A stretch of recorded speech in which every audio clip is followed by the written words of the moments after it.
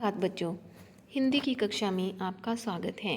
आज हम कक्षा 8वीं वसंत भाग 3 के पाठ 11 जब सिनेमा ने बोलना सीखा इस कहानी के बारे में पढ़ेंगे। तो बच्चों, जैसा कि आप सभी जानते हैं कि सिनेमा जो है इससे पहले एक मूक सिनेमा के नाम से जाना जाता था।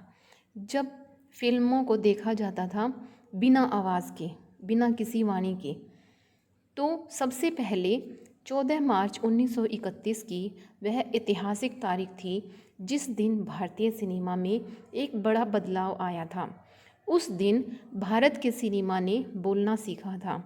तो आज हम इसी पाठ के बारे में पढ़ेंगे कि सिनेमा ने कैसे बोलना सीखा और किस तरह की प्रेरणा निर्देशक अरदेशी को एक हॉलीवुड की बोलती फिल्म देखने से मिली।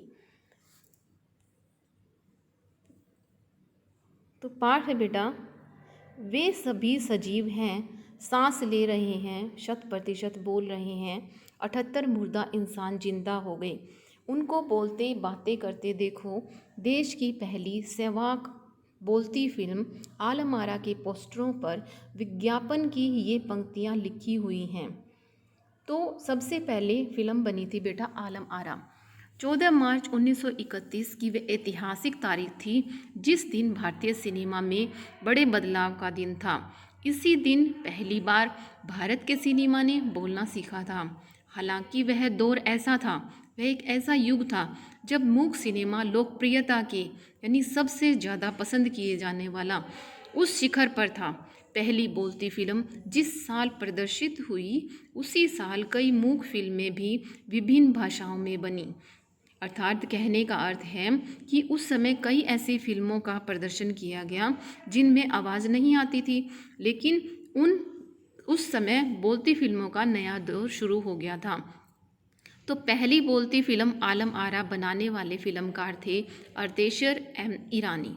अरदेशर ने 1929 में हॉलीवुड की एक बोलती फिल्म शो बोट देखी। उन्हीं से उनको वो प्रेरणा मिली कि उनके मन में बोलती फिल्म बनाने की इच्छा जगी।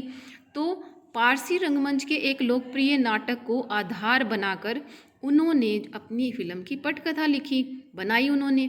तो उनको जो प्रेरणा मिली किससे, पारसी जो रंगमंच था वहाँ से उनको प्रेरणा मिली वो फिल्म बनाने की। तो इस नाटक के कई गाने ज्यों के त्यों फिल्म में ले लिए गए हैं।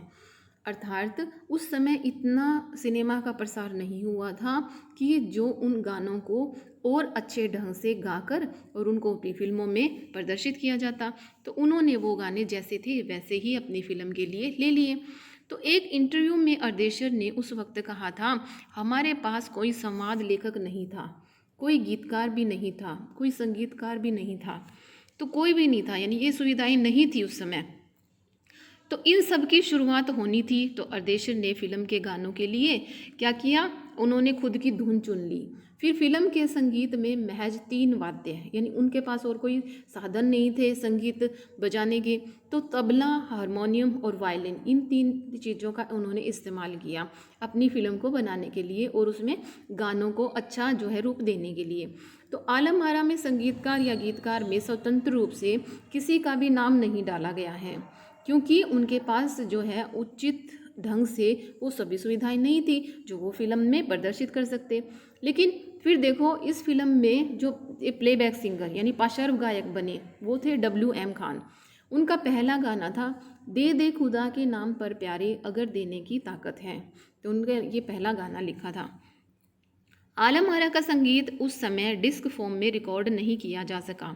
तो फिल्म की शूटिंग शुरू हुई तो साउंड के कारण इसकी शूटिंग रात में ही करनी पड़ती थी, क्योंकि दिन में शोर होता था तो शूटिंग करना जो है वो संभव नहीं था। तो मूक युग की अधिकतर जो फिल्मों को दिन के प्रकाश में ही शूट कर लिया जाता था, यानी फिल्में जो है वो दिन के प्रकाश में, सूर्य के प्रकाश में बना ली दी जाती थी, क्योंकि रात को जो है वो रोशनी की समस्या हो जाती थी उनके लिए। तो मगर आलम आरा की शूटिंग रात में होने के कारण इसमें कृत्रिम प्रकाश व्यवस्था जो है उनको करनी पड़ी। तो यहीं से जो है प्रकाश प्रणाली बनी जो आगे फिल्म निर्माण का जरूरी हिस्सा बनी। तो आलम आरा ने भविष्य के कई स्टार और तकनीशियन तो दिए ही, अर्देशीर की कंपनी तक ने भारतीय सिनेमा के लिए 150 से अधिक मूक और लगभग 100 सवाक फिल्में, सवाक का अर्थ है बेटा वाणी के साथ, यानी पहले जो आवाज़, मूक का अर्थ होता है गूंगा, यानी बोलती फिल्म नहीं थी वो, ये बोलती फिल्म में बनाई। तो आलम आरा फिल्म जो है वो अरेबियन नाइट्स जैसी फैंटेसी थी। तो फिल्म ने हिंदी उर्दू के मेल वाली हिंदुस्तानी भाषा का लोकप्रिय बनाया। तो उसमें जो है दोनों भाषाओं का प्रयोग किया गया, तो वो लोकप्रिय बन गई क्योंकि लोगों की समझ में आती थी वो। तो इसमें गीत संगीत और नृत्य के अनोखे संयोजन अर्थात रूप थे। तो उसमें क्या था, बहुत ज़्यादा उसको बढ़ा चढ़ा कर दिखाया गया। तो फिल्म की नायिका थी जुबैदा, नायक थे विट्ठल। तो विट्ठल जो नायक थे बेटा उस समय एक चर्चित जो है वो अभिनेता माने जाते थे। तो वो उस युग के सबसे अधिक पारिश्रमिक यानी सबसे अधिक मेहनताना वेतन ले पाने वाले स्टार थे। तो उनके चयन को लेकर भी एक किस्सा काफ़ी चर्चित है। विट्ठल को जो है उर्दू बोलने में बहुत मुश्किलें आती थी।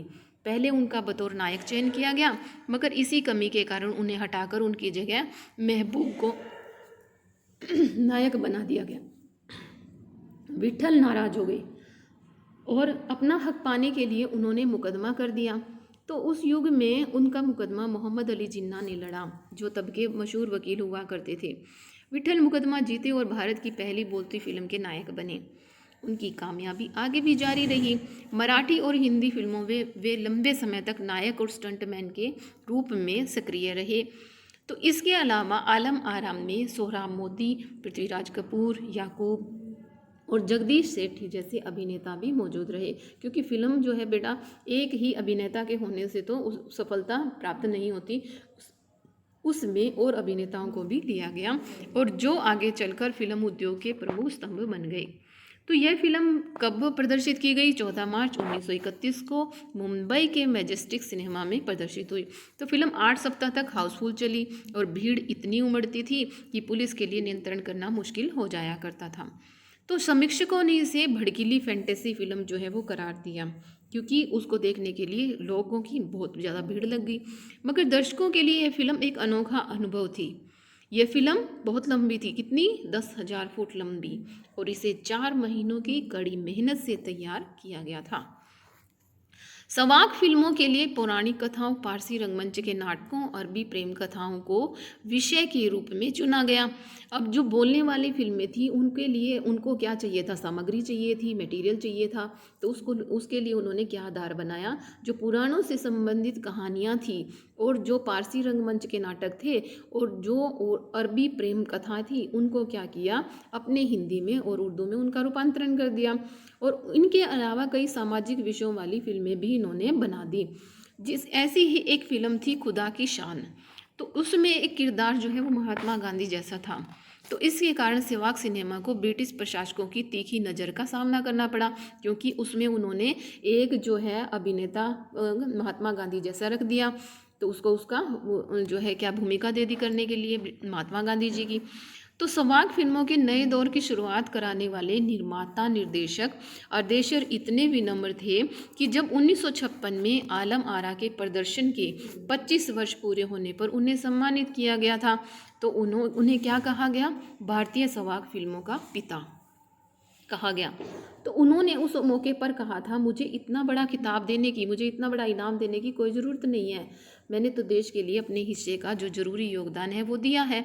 तो जब पहली बार सिनेमा ने बोलना सीख लिया, सिनेमा में काम करने के लिए जो बड़े बड़े पढ़े लिखे अभिनेता और अभिनेत्रियों की ज़रूरत भी होगी, क्योंकि अब संवाद भी बोलने थे, सिर्फ जो है वो अभिनय करने से काम नहीं चलने वाला था। तो मूक फिल्मों के दौर में तो पहलवान जैसे शरीर वाले, स्टंट करने वाले और उछल कूद वाले अभिनेताओं से काम चल जाया करता था उस समय। लेकिन अब जो है संवाद बोलना था, संवाद का अर्थ है बातचीत करनी थी, यानी एक व्यक्ति बोल रहा तो उसका उत्तर भी देगा सामने वाला। तो गायन की प्रतिभा की कदर होने लगी, तो सभी जो है उस प्रतिभा के बारे में जानने लगे, सभी सोचने लगे कि ये तो है बहुत अच्छा काम है। इसलिए आलम आरा के बाद आरंभिक सवाक दौर की फिल्मों में कई गायक अभिनेता बड़े पर्दे पर नजर आने लगे।